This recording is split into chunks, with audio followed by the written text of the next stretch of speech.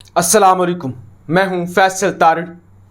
इस मुल्क के अंदर जो कुछ हो चुका है, जिस तरह के फैसले आ चुके हैं, वो अब आपसे ढके छुपे नहीं रह गए। इस मुल्क के अंदर अदारे क्या कर रहे हैं और किस तरह से अमेरिका की गुलामी की जा रही है, ये भी आपसे ढकी छुपी नहीं रह गई। मुझे अदारों पे शिकवा नहीं है, मुझे न्यूट्रल पर शिकवा नहीं है, मुझे सुप्रीम कोर्ट पर शिकवा नहीं है, मुझे अमेरिका पर शिकवा नहीं है। मेरा शिकवा आप लोगों से है। तुर्की के अंदर जब इस तरह का काम हुआ, रजीम चेंज करने की कोशिश की गई, तो तुर्की के लोग सड़कों पे आए। तुर्की के लोगों ने कहा कि अगर कोई मुल्क ये चाहता है कि तैयब उर्दगान को इतनी आसानी से बदल दिया जाए तो हम ये होने नहीं देंगे। ये हमारी खुद मुख्तारी पर हमला है, ये हमारी इज्जत पर हमला है। हम जिंदा कौम हैं, हम बहादुर कौम हैं। हमने किसी को अलाउ नहीं किया कि वो हमारी खुद मुख्तारी पर आके हमला करे, तो तुर्क बाहर निकले और उन्होंने इनकलाब बर्पा कर दिया। लेकिन मैं हैरान हूँ, इतना बड़ा फैसला आ गया, पाकिस्तान को अमेरिका की झोली में रख दिया गया। पाकिस्तान में कोई पत्ता भी नहीं हिला, कोई इनकलाब नहीं आया। कोई आवाज़ें तो उठी हैं, सोशल मीडिया तक आवाज़ें उठी हैं, लेकिन मुझे उस हवाले से अमली तौर पे कुछ भी होता हुआ नज़र नहीं आया। ओरिया मकबूल जान साहब को पढ़ रहा था। ओरिया मकबूल जान साहब लिखती हैं, दुनिया के 72 मुल्कों में या 72 दफ़ा अमेरिका ने रजीम चेंज करने की कोशिश की है, जो कि रिकॉर्ड पर है। उन 72 दफ़ा कभी ऐसा नहीं हुआ कि अमेरिका ने इतनी आसानी से रजीम चेंज कर लिया हो। या तो कू होता है, यानी फ़ौज आ जाती है, या फिर असैसिनेशन होती है, या कत्लो गारत होती है। और या मकबूल जान साहब लिखते हैं, पाकिस्तान दुनिया का पहला मुल्क बन गया है जिसमें अमेरिका को एक कतरा भी खून का नहीं बहाना पड़ा। अमेरिका बड़ी आसानी से कामयाब हो गया और पाकिस्तानियों ने अमेरिका को कामयाब होने दिया। अब फिर मैं पाकिस्तानियों से मुखातिब हूँ और पाकिस्तानियों को बताना चाहता हूँ कि आपका अगला वज़ीर आज़म कैसा होगा। आपका अगला वज़ीर आज़म वो होगा जो इश्तिहारी है। आपका अगला वज़ीर आज़म वो होगा जो ज़मानत पर रिहा है।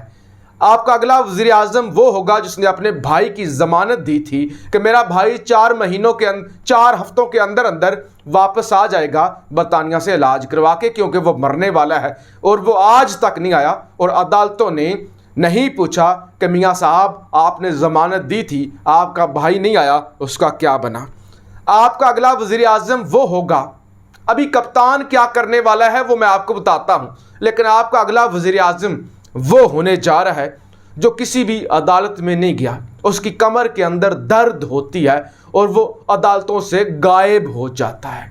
लेकिन आज चीफ जस्टिस साहब ने जब बुलाया तो शहबाज शरीफ भागता भागता सुप्रीम कोर्ट के अंदर आया। यानी गुज़श्ता दिन जब ये फैसला हो रहा था इतना बड़ा, तो आपका शहबाज शरीफ भागता भागता आया। कोई कमर के अंदर दर्द नहीं थी, कोई बहाना मौजूद नहीं था। आपका वज़ीर आज़म वो होगा जो सरेआम कहता है कि हाँ हम अमरीकी गुलाम हैं, हाँ मैं बेकारी हूँ, हाँ हम बैगर हैं। सिर्फ मैं ही गुलाम नहीं हूँ, 22 करोड़ पाकिस्तानी भी गुलाम हैं। तो ओरिया मकबूल जान साहब की बात आज मुझे बिल्कुल सच लग रही है कि अमेरिका कितनी आसानी से कामयाब हो गया और हमने कामयाब होने दिया। लेकिन अब सारी सूरत हाल में जो एस्टैब्लिशमेंट का किरदार है वो किसी से ढका छुपा नहीं है। जो इस सारे मामले में एस्टैब्लिशमेंट ने हल्ला शेरी की और जिस तरह से मुलाकातें की गई और जिस तरह से इस सारे फैसले के अंदर किरदार अदा किया गया और जो सोशल मीडिया पे डिस्कस हो रहा है, मैं समझता हूँ ये हमारे मुअज़्ज़ज़ अदारे की साख्त के लिए एक साख्त पर बड़ा धब्बा है।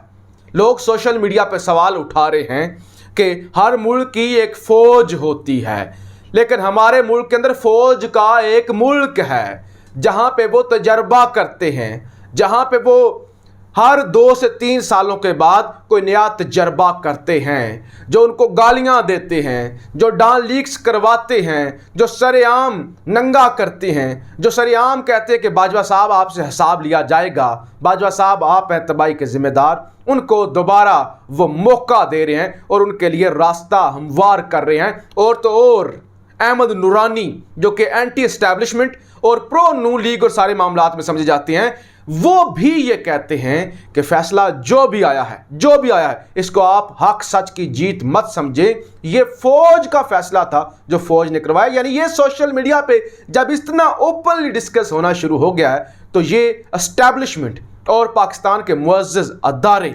उनके ऊपर भी ये एक बड़ा दाग है जो कि बड़ा टाइम लेगा धुलने के। सदीक जान साहब सीनियर सहाफ़ी हैं, वो ये लिखते हैं कि बिलाखिर 3 रातों की शहबाज शरीफ की रियाजत काम आ गई है। 3 रातों तक मुसलसल जो न्यूट्रल से मुलाकातें की गई हैं वो काम आ गई हैं।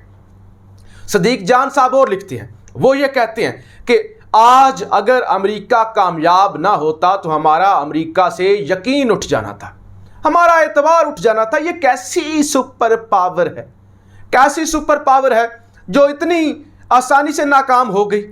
ये कैसी सुपर पावर है? अमेरिका क्यों अपने आप को जो है सुपर पावर कहलवाता है? लिहाजा आज अमेरिका ने अपना एतबार बहाल करवा लिया है और उसने बता दिया है कि वाकई ही वो एक बड़ी ताकत है और वो जो चाहे वो किसी भी मुल्क के अंदर करवा सकता है। सदीक जान साहब कुछ और भी कहते हैं, वो ये कहते हैं सारा मसला अक्टूबर का है और इलेक्शन कमीशन ने जो बयान दिया कि अक्टूबर तक इलेक्शन नहीं हो सकता, तो इसके पीछे भी वो कहते हैं कि एस्टैब्लिशमेंट है, न्यूट्रल है, क्योंकि अक्टूबर के अंदर जनरल बाजवा साहब का टेन्योर ख़त्म होगा और फिर एक जो अबूरी सेटअप आएगा उसके अंदर जो है वो नए आर्मी चीफ की अपॉइंटमेंट की जाएगी। तो लिहाजा ये जो जर्नैलों की आपसी लड़ाई थी उस लड़ाई के अंदर बाजवा साहब की जीत होगी। तो लिहाजा जर्नैलों की लड़ाई ने इस वक्त मुल्क को अदम इस्तेकाम का शिकार कर दिया है, ये सदीक जान साहब का कहना है। एक और पाकिस्तानी सहाफ़ी हैं तारक मतीन साहब लिखते हैं, न्यूट्रल जिंदाबाद, पाकिस्तान जिंदाबाद, ज़मीर फरोश जिंदाबाद, सिंध हाउस जिंदाबाद और अमेरिका जिंदाबाद। यानी किसी को आज आपने एक ये सेट कर दिया है, आपने कौम को बता दिया है कि यहाँ ज़मीर फरोशों की फतह होगी, यहाँ गद्दारों को फतह होगी, यहाँ न्यूट्रल की फतह होगी, यहाँ किसी ईमानदार की हुकूमत करने का हक नहीं है। और फिर दुनिया के अंदर एक और सहाफ़ी लिखती हैं, दुनिया के अंदर पाकिस्तान का अजब कानून है जहाँ पार्लियामेंट का इजलास सुप्रीम कोर्ट तलब कर रही है। अरशद शरीफ साहब ये कहते हैं कि आज बदमाशिया को NRO 2 दे दिया गया है, दूसरा NRO दे दिया गया है। यानी आज मुल्क को तबाही की तरफ दोबारा धकेल दिया गया है। आज हम दोबारा उसी जगह पे खड़े हो गए हैं जहां से हमने सफ़र शुरू किया था। हुकूमती जो वज़ीर और मशीर हैं वो ये कहते हैं कि आज हमें एहसास हो गया है कि हम गुलाम हैं और आज हम 1940 वाली जगह पर पहुंच गए हैं जहां हमने फैसला करना है कि हमने एक आज़ाद मुल्क बनाना है। अभी तक आज़ाद मुल्क बना नहीं है। ये सारी सूरत हाल आपने देख ली कि किस तरह मुल्क का सरेआम मजाक बनाया गया, कौम का मजाक बनाया गया और कौम फिर भी सोई रही। मजाक कौम का उड़ता रहा। कौम को लगा इमरान खान की जंग है, कौम को लगा इमरान खान लड़ेगा, ये तो इमरान खान का मसला है, हमारा मसला तो है ही नहीं। अब आपके इमरान खान क्या करने जा रहे हैं? कप्तान ये कहता है कि दे लिया तुमने सरप्राइज, कर लिया जो करना था, मेरा तो कुछ नहीं गया, तुम ही पाकिस्तानियों के सामने नंगे हो गए हो। ये सारी निज़ाम की खराबियां कप्तान क्यों नहीं कामयाब था? क्यों कप्तान से मुल्क कंट्रोल नहीं हो रहा था? कप्तान को कुछ नहीं बोलना पड़ा, पूरी कौम को पता चल गया कि ये है असल खराबी। अब कप्तान कहता है कि मेरे सरप्राइज का इंतज़ार करो। कल रात, कल शाम को, यानी आज ही की शाम को वज़ीर आज़म कौम से खिताब करेंगे। ये बहुत अहम खिताब होगा, ये कोई मामूली नौयत का खिताब नहीं होगा कि नॉर्मल खिताब होगा और उसके अंदर कप्तान जो है वो बिल्कुल खामोशी इख्तियार करेंगे। अगर ये खिताब हो गया, अगर तो हो गया, इसको किसी तरह से रुकवा ना दिया गया और तब तक कप्तान की सांसें बहाल रही तो कप्तान बड़े सरप्राइज देगा। काबीना का इजलास भी बुला लिया गया है, अब कप्तान सरप्राइज प्लस करेगा। कप्तान कहता है कि मैं अपने मुल्क की खातिर आखिरी बाल तक लड़ूंगा, खून के आखिरी कतरे तक लड़ूंगा। ना मैं झुका हूं, ना मैं झुका था, ना कभी झुकूंगा। मैं खड़ा हो चुका हूं, मैंने अलमे बगावत बुलंद किया है इस बदमाशिया के खिलाफ और आखिरी बाल तक लड़ता रहूंगा। अब मेरे सरप्राइज का इंतज़ार करें। लेकिन मैं समझता हूं कप्तान का अकेले खड़ा होना काफ़ी नहीं है। कप्तान की ताकत आप लोग हैं। इस मुल्क का असल जमूर, असल मालिक आप हैं। यह मुल्क आपका है। यह मुल्क किसी के बाप की जागीर नहीं है। इस मुल्क के फैसले करने का हक भी आपको है। तुर्की की तरह बहादुर बने, कौम बने। दुनिया आपका मजाक उड़ा रही है। भारतीय मीडिया आपका तमस्खर उड़ा रहा है। दुनिया को यह मौका मत दें कि वो आपका मजाक बनाए। दुनिया को यह मौका मत दें कि वो आप पर हंसे। पाकिस्तान जिंदाबाद।